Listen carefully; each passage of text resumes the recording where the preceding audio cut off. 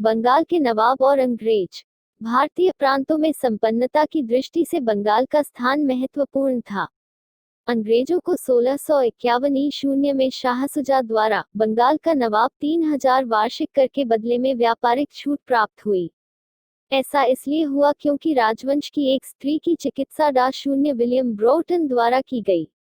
1698 ईस्वी में सूबेदार अजीमुसान ने अंग्रेजों को 3 गांवों की जमींदारी सुल्तानाती, कलिकता और गोविंदपुर प्रदान की। 1717 ईस्वी में बंगाल का सूबेदार मुर्शिद कुली खां बनाया गया। मुर्शीद कुली खां 1717-27।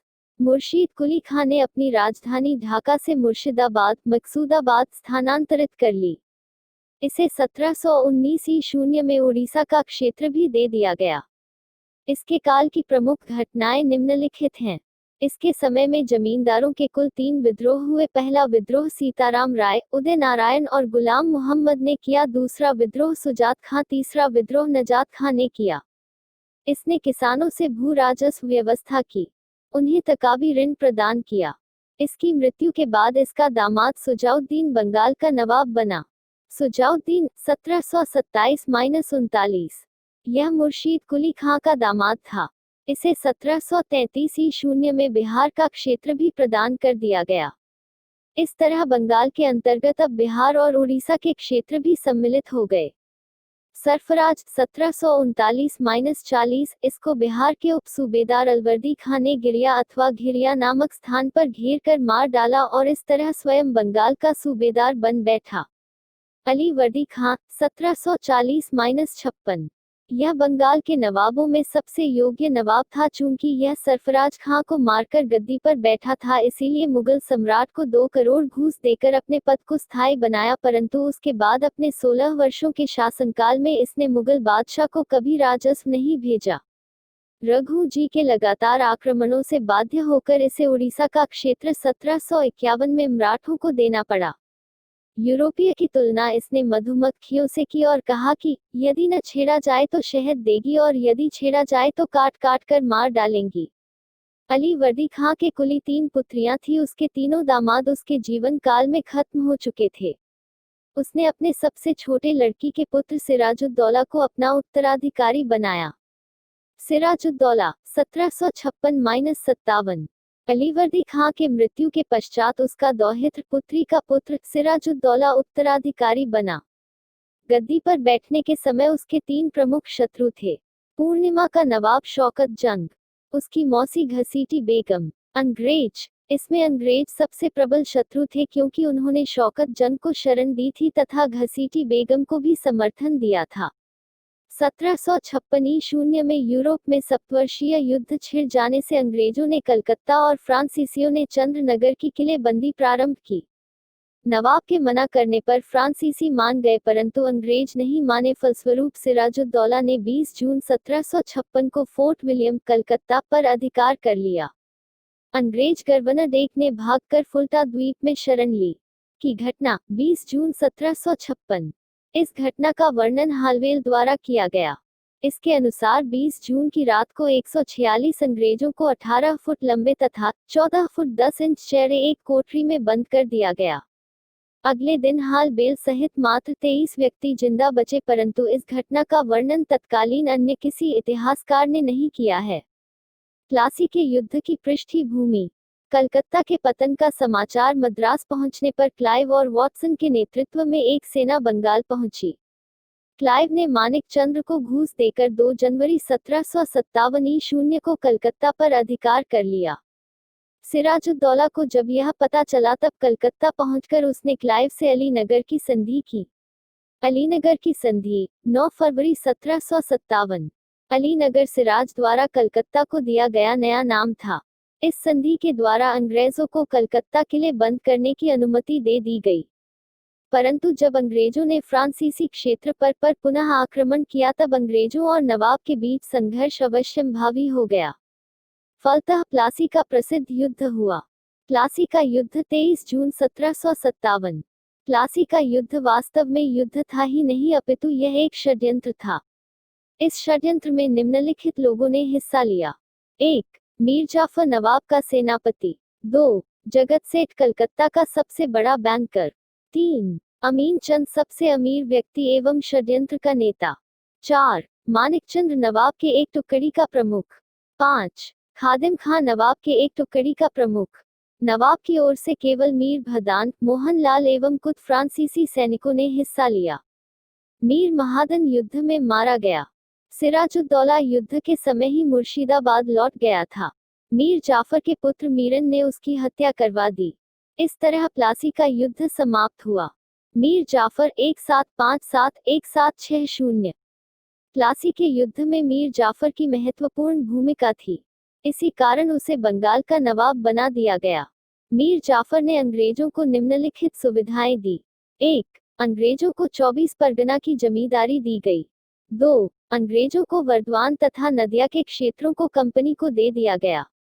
क्लाइव को भी प्लासी के युद्ध का फायदा मिला और उसे बंगाल का पहला गवर्नर बना दिया गया। अंग्रेजों ने मीर जाफर से लगातार धन की मांग की जिसको देने में नवाब असमर्थ था। हालवेल ने आरोप लगाया कि नवाब डचों और मुगल सम्राट से मिलकर अंग्रेजों के विरुद्ध षड्यंत्र कर रहा है। मीर जाफर से अपना पद छोड़ने को कहा गया जिसे छोड़कर वह कलकत्ता चला गया। इसके बाद इसके दामाद मीर कासिम को बंगाल का नवाब बना दिया गया। मीर कासिम 1760-62। यह मीर जाफर का दामाद था। मीर जाफर को हटाने के बाद इससे मुंगेर की संधि की गई। मुंगेर की संधि 27 सितंबर 1760। इस संधि के द्वारा इसने अंग्रेजों को वर्धमान, मेदिनापुर तथा चिटगांव के क्षेत्र देना स्वीकार किया। सिलहट के चूने के व्यापार में कंपनी का आधा भाग मान लिया गया। बेनस्टार्ट ने संधि पर मीर कासिम से हस्ताक्षर कराने के बाद ही उसे बंगाल के नवाब बना दिया।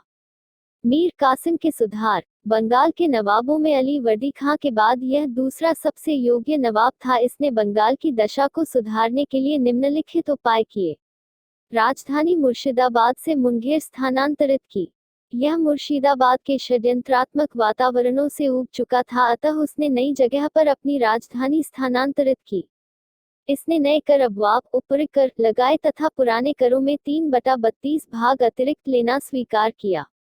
अधिकारियों से बचत के रूप में एक और कर खिंजरी जमा भी वसूल किया। इसने मुंगेर में तोड़दार बंदूकों और तोपों को बनाने की व्यवस्था की। अंग्रेजों को उपर्युक्त कोई सुधार भी पसंद नहीं आया। इसी बीच अंग्रेज अपनी दस्तक पास का दुरुपयोग करने लगे। इसे वे भारतीय व्यापारियों को बेचकर पैसा लेने लगे। भारतीय व्यापारियों को भी कम मात्रा में ही शुल्क देकर व्यापार करने का फायदा मिलने लगा। लेकिन इस सब का प्रभाव अंततः नवाब पर ही पड़ा, अतः उसने व्यापारियों पर से चुंगी को माफ कर दिया। अंग्रेज इससे बौखला गए और उन्होंने मीर कासिम को हटाकर पुनः मीर जाफर को बंगाल का नवाब बना दिया। मीर जाफर 1763-65। मीर कासिम को हटाए जाने के बाद उसने अवध के नवाब सुजाउद्दौला तथा दिल्ली के सम्राट शाह आलम द्वितीय के साथ मिलकर बक्सर का प्रसिद्ध युद्ध लड़ा। बक्सर का युद्ध 22 अक्टूबर 1764 मीर कासिम, शुजाउद्दौला, शाह आलम द्वितीय एवं मेजर मुनरो के बीच हुआ। इसमें अंग्रेजों की विजय हुई। इस समय बंगाल का गवर्नर बेनस्टार्ट, बंगाल का नवाब मीर जाफर एवं दिल्ली का शासक शाह आलम द्वितीय था।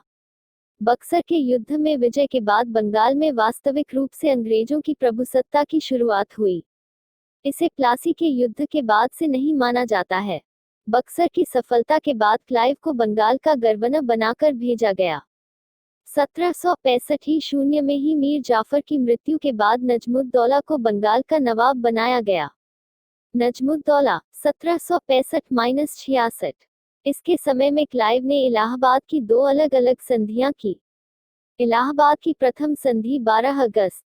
संधि पर हस्ताक्षरकर्ता क्लाइव, शाह आलम द्वितीय, नजमुद्दौला। इस संधि के द्वारा शाह आलम द्वितीय ने 12 अगस्त के फरमान के जरिए बंगाल, बिहार और उड़ीसा की दीवानी अंग्रेजों क्लाइव को प्रदान कर दी। अंग्रेजों को उत्तरी सरकार की जागीर मिली। समकालीन इतिहासकार गुलाम हुसैन ने अपनी पुस्तक शियारुल मुत्खरीन में लिखा है कि इस संधि की शर्तों को तय करने में और उस पर हस्ताक्षर करने में उतना भी समय नहीं लगा जितना कि एक गधा को खरीदने में लगता है। इलाहाबाद की दूसरी संधि 16 अगस्त 1765। हस्ताक्षरकर्ता शुजाउद्दौला, अवध का नवाब एवं क्लाइव। यह संधि अवध के नवाब शुजाउद्दौला एवं क्लाइव के बीच हुई। इसकी प्रमुख शर्तें निम्नलिखित थी। इलाहाबाद तथा कड़ा के जिले अवध से लेकर शाह आलम द्वितीय को दे दिए गए। बनारस की जागीरदार बलवंत सिंह को अपने जागीर में स्वायत्तता प्राप्त हो गई। युद्ध की क्षतिपूर्ति के लिए कंपनी के अवध के नवाब ने 50 लाख रुपए दिए। सैफुद्दौला 1766-75, मुबारकुद्दौला 1775, यह बंगाल का अंतिम नवाब था। बंगाल में द्वैत प्रशासन 1765-72, इलाहाबाद की द्वितीय संधि के बाद क्लाइव ने बंगाल में द्वैत शासन व्यवस्था लागू की। इसे 1772 में वारेन हेस्टिंग्स ने समाप्त किया। इस शासन में वास्तविक शक्ति कंपनी के पास थी, जबकि प्रशासन का उत्तरदायित्व नवाब के कंधों पर था। कंपनी को बंगाल की दीवानी प्राप्त हो चुकी थी। उसने नजमुद्दौला को 53 लाख रुपए देकर निजायत का कार्य भी प्राप्त कर लिया। इस तरह बंगाल पर अप्रत्यक्ष रूप से अंग्रेजों ने शासन किया। उन्होंने 3 उप दीवान भी नियुक्त किए। बंगाल में मोहम्मद रजा खां, बिहार में सिताब राम, उड़ीसा में राम दुर्लभ। प्रसिद्ध भारतीय इतिहासकार के.एम. पन्निकर ने द्वैत शासन के काल को डाकू राज्य कहा, जबकि अंग्रेज इतिहासकार पर्सिवल स्पेयर ने इसे लूट एवं बेशर्मी का काल कहा। वारेन हेस्टिंग्स ने द्वैत शासन समाप्त कर बंगाल को सीधे अंग्रेजी राज्य के नियंत्रण में ले लिया।